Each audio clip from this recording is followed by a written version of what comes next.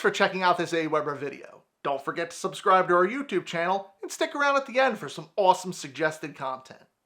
With an Aweber Pro account, you can tag subscribers based on links they click in your emails. When setting up tag automations in your broadcast, you'll just click the Edit button.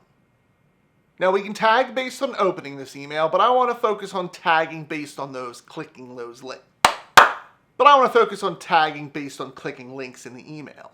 So we'll choose one tag to be for the home page, people who visit our home page of our website, and other people who visit our store page, and then we can apply those tags.